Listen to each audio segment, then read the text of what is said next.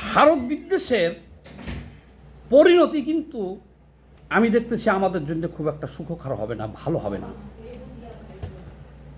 ভালো হবে না, কেন হবে না দেখেন, ইউক্রেনের এক জোকার যখন সে দেশের রাষ্ট্র ক্ষমতায় গেল, হুদাহুদি রাশিয়ার সাথে একটা যুদ্ধ বাধাই দিল। আরে বাবা, কোথায় রাশিয়া আর তুই কোথায় ইউক্রেন বল? বুঝলাম আমেরিকা তোর পাশে, ইউরোপ তোর পাশে, আমেরিকা তোর পাশে, তোর যুদ্ধ লাগাই দিল রাশিয়ার সাথে। বিশ্বের এত বড় একটা শক্তিধর রাষ্ট্র রাশিয়া, যেখানে আমেরিকা সরাসরি যুদ্ধ করার সাহস পাইতেছে না। কেন? আমেরিকা যদি রাশিয়ার সাথে যুদ্ধে যায় সরাসরি, ইউরোপ আর আমেরিকা মিললে রাশিয়ার সাথে, তাহলে এর পরিণতি কী হবে বলেন? কে জিতবে, কে হারবে? পৃথিবীটা ভিনিস হয়ে যাবে, ভিনিস। রাশিয়া বলছে সে এই পৃথিবীটাকে মানব শূন্য করে দিতে পারবে 1 ঘন্টায়। এর প্রতি উত্তরে রাশিয়া আমেরিকা বলছিল যে এর অর্ধেক সময়ে হলেও আমেরিকা পারবে, এর অর্ধেক সময়েই পৃথিবীকে মানব শূন্য করে দিতে পারবে। তাহলে এই দুই দেশ যুদ্ধ লাগলে কি হবে? কেউ জিতবে? পৃথিবী ধ্বংস হয়ে যাবে। তাহলে আমেরিকা সাহস পাইতেছে না রাশিয়ার সাথে যুদ্ধ করতে। এই জোকার ইউক্রেনের ওইখানে রাষ্ট্র ক্ষমতায় যাওয়ার পরে যুদ্ধ বাধাই দিল। এখন রাশিয়া কি করছে? 30% ভূখণ্ড ইউক্রেনের দখল করে নিছে। আর $300 বিলিয়ন সাহায্য দিয়েছিল আমেরিকা। তার জন্যে ওই দেশের যে খনিজ সম্পদ আছে এগুলার একটা হিস্সা আমেরিকা নিয়ে গেছে। এই তো যা খনিজ সম্পদ আছে এগুলো সব অর্ধেক দিয়ে আমারে চুক্তি করে নিয়ে গেছে ট্রাম্প। আজকে ইউক্রেন শ্মশান হয়ে গেছে, আর লোকের দুঃখ দুর্দশা মৃত্যু কত। আরে বাংলাদেশ হুদাহুদি ভারতের মতো একটা বৃহৎ রাষ্ট্র, শক্তিশালী রাষ্ট্র, তার মুখোমুখি দাঁড় করাই দিছে। কারা দাঁড় করাইছে আমরা কিন্তু জানি। আমরা কিন্তু রয়্যাল এজেন্ট না, ভারতের দালাল না, আমরা হলাম দেশপ্রেমী। কিন্তু কিছু ক্ষমতালোভী লোক, দেশপ্রেমিক না, চাটুকার, দালাল। এই ডক্টর মোহাম্মদ ইউনূস ভারতের একদম প্রিয়পাত্র ছিল। 2015 সালে এই মোদি ডক্টর মোহাম্মদ ইউনূসের গলায় মালা দিছে, স্বর্ণপদক পড়াইছে এই মোদি। এখন ভারতের বিরুদ্ধে অযথা প্রপাগান্ডা। এইসব মূর্খ এদেরকে নিয়ে কী করবো? ভারতের বিরুদ্ধে প্রপাগান্ডাটা কারা করতেছে?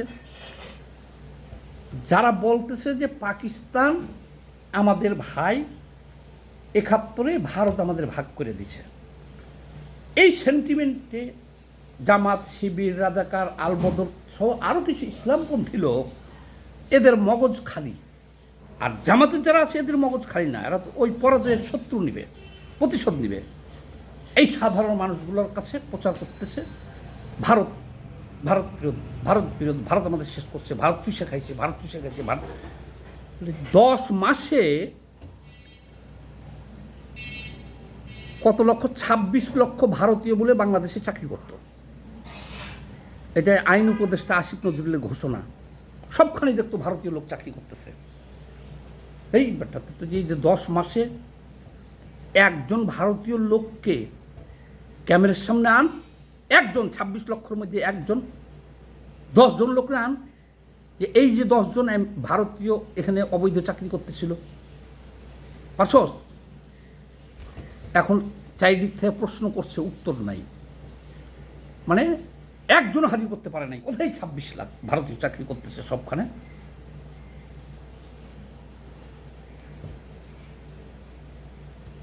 গোলামি চুক্তি ভারতের সাথে শেখ হাসিনা করছে, অনেক গোলামি চুক্তি, ব্যাপক প্রচার চালায়।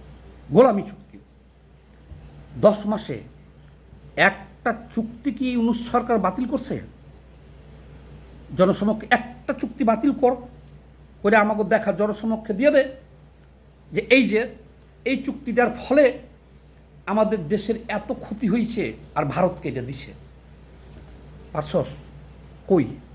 তাহলে কি এখন ধরে নিব যে শেখ হাসিনা কোনো ভারতকে সুবিধা দিয়ে কোনো চুক্তি করে নাই? করে থাকলে খালি মুখে মুখে ভারত বিরোধিতা করে আর জনগণকে সেন্টিমেন্ট করাইয়া দেশের ক্ষতি করে লাভ কি? দেশের কি ক্ষতি হইতেছে তাও বলতেছি আমি। তাহলে আমরা ২৬ লক্ষ ভারতীয়ের মধ্যে একজনও সামনে আনতে পারলাম না, আর ভারত পটাপট প্রতিদিন ৪ সীমান্ত দিয়া বাংলাদেশে পুশিং করতেছে। কালকে ৯৪ জনকে ঢুকাই দিছে বাংলাদেশে। এভাবে প্রায় দিনই ৪ সীমান্ত দিয়ে ঢুকাইতেছে। এবং তারা কি বলছে বক্তব্যে, যাদেরকে ঢুকাইছি এরা হলো বাংলাদেশের নাগরিক, অবৈধভাবে ভারতে ছিল এবং এই কার্যক্রম চলবে। তাহলে এই যে যত লোককে ঢুকাইলো এদের তো সাক্ষাৎকারও দেখলাম, তাহলে একজন লোকও তো পাইলাম না যে সে ভারতের নাগরিক, তাকে অন্যায়ভাবে বাংলাদেশে ঢুকাইছে। তাহলে তো এখন দেখতেছি যে ভারতে আমাদের বাংলাদেশের অসংখ্য মানুষ যে কাজকর্ম করে খাইতেছিল, এই যে ধরে ধরে পাঠাইতেছে সব, এখন তারা এই লোকগুলার ক্ষতি করতেছিস তোরা। আবার যে প্রোপাগান্ডা শুনলাম যে ভারতকে করিডোর দেওয়া হয়েছে, এই চুক্তি করা হয়েছে, ওই চুক্তি করেছে, গোলামির চুক্তি করা হয়েছে, দেশ শেষ হয়ে যেতেছে, তোরা একটা চুক্তি বাতিল করতে পারলি না, ভারত চুক্তি বাতিল করে দিল। এখন তো ভারতের উপর দিয়ে আমাদের যে বাণিজ্যটা ছিল আরও ওই যে নেপাল সহ বিভিন্ন রাষ্ট্রে যাইতো, ওরা তো ডাইরেক্ট বন্ধ করে দিছে। তাহলে তো এখন দেখি যে ভারতই তো আমাদেরকে সুবিধা দিয়ে রাখছিল, এখন কি মুখে কচু কলা খাইতেছ? প্রতিবাদ করো না কেন?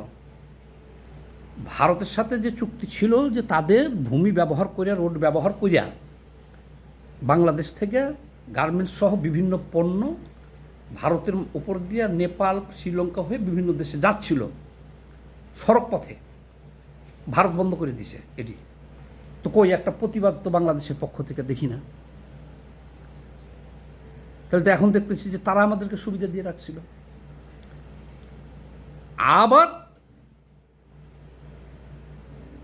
এই যে প্রোপাগান্ডা চালাইতেছে কিছু মূর্খ ইউটিউবার, এরা কিন্তু আমারে কালকেই ঘোষণা দিবে যে ভারতের দালাল। কারণ এরা হলো কি মূর্খ সুদা, এরা কি দেশের স্বার্থ বুঝে না, দেশপ্রেমিক না, এরা হলো মূর্খ সুদা। এই যে ক্ষতিগুলো হইতেছে আমাদের, এই যে ভারতের উপর দিয়ে যাওয়া বাণিজ্যটা বন্ধ করে দিছে, এখন তারা চায় কি পাকিস্তানের কুমন্ত্রণায় তারা চায় যে ভারতের সাথে একটা যুদ্ধ লাগাই, মিয়ানমারের সাথে একটা যুদ্ধ লাগাই দিছে। মিয়ানমারে যুদ্ধ লাগাই দিছে। আমেরিকান সৈন্য এসে একবার ছবি টবি সবাই রেকি করে গেছে, এখানে একটা করিডোর দিব, এখান দিয়ে আমেরিকান সৈন্য ঢুকবো আর মিয়ানমার বাংলাদেশে হামলা করবো, ঢাকায় রাখ, তোকে পোকা মারতেছে বেটা, কাছে এসে সময় করিডোর দিব, আমেরিকান সৈন্য এখান দিয়ে ঢুকবো আর বার্মার সামরিক জান্তা ঢাকায় বম ফেলবো, চট্টগ্রামে বম ফেলবো, ভারত দাঁড়াই যাবো তার পিছনে, 100% দাঁড়াই যাবো ভারত। নে কত অস্ত্র লাগবে, রাফাল বিমান লাগবে, কি লাগবে, নে দে সালাগো ঘাইমার, দেশটাকে যুদ্ধের মুখোমুখি করে দিতেছে। তোমরা বললা কি যে চিকিৎসা সেবার জন্য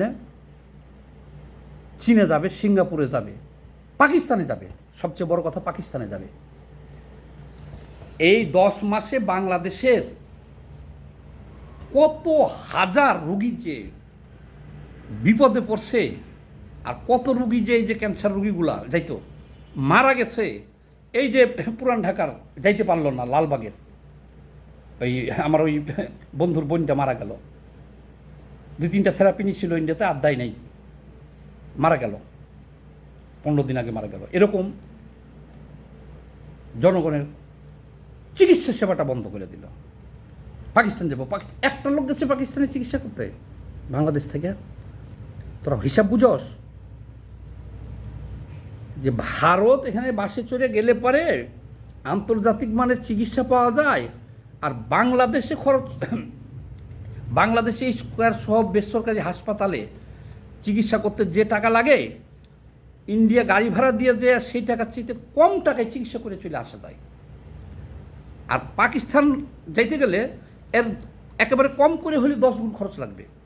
লোক তো মারা যেতেছে, তাও যেতে পারতেছে, তোরা কই পাকিস্তানে পাঠাবি? এই ধরনের আতেলদের কথা শোনা যাবে না। আমার ভারতের দালাল বলবি বল,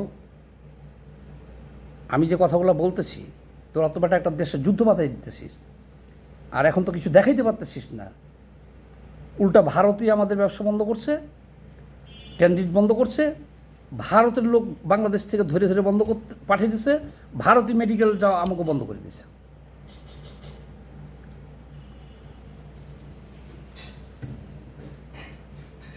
এই ভারত বিরোধিতা যারা করতেছে এরা করবেই, এরা 71-এর পরাজিত শক্তি। এরা চাইতেছে ভারতের সাথে একটা যুদ্ধ বাঁধাইব, আর এদের মগজে ঢুকাই দিছে যে পাকিস্তানের পারমাণবিক বোমা আছে, তারা আমাদেরকে দিব, দিয়ে আমরা হামলা করব, মানে দেশটা একটা ধ্বংসের দিকে নিয়ে যাবো তাদের ওই নেশাই।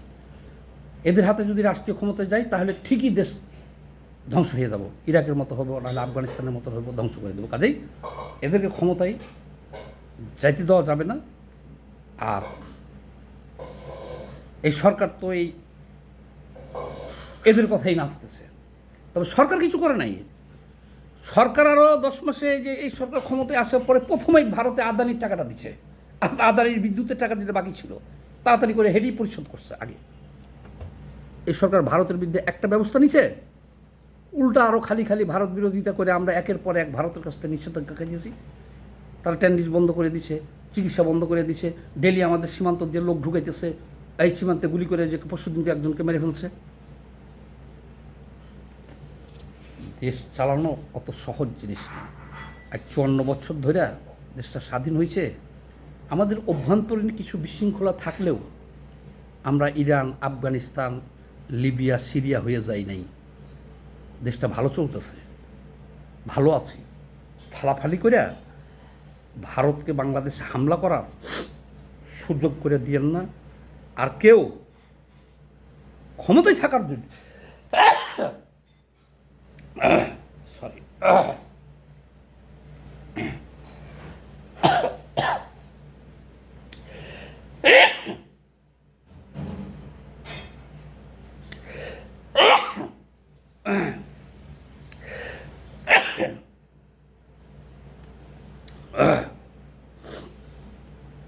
কেউ আবার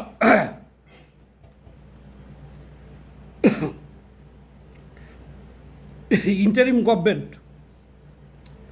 একটা যুদ্ধ বাধাই দিতে পারে ভারতের লগে বা মিয়ানমারের লগে ক্ষমতায় থাকার জন্য। যুদ্ধ বাঁধতে গেলে তো আর নির্বাচন দরকার নেই, যুদ্ধ যতদিন চলবে ক্ষমতায় থাকবে, কথাটা বলে দিলাম। সবাই ভালো থাকবেন, ধন্যবাদ।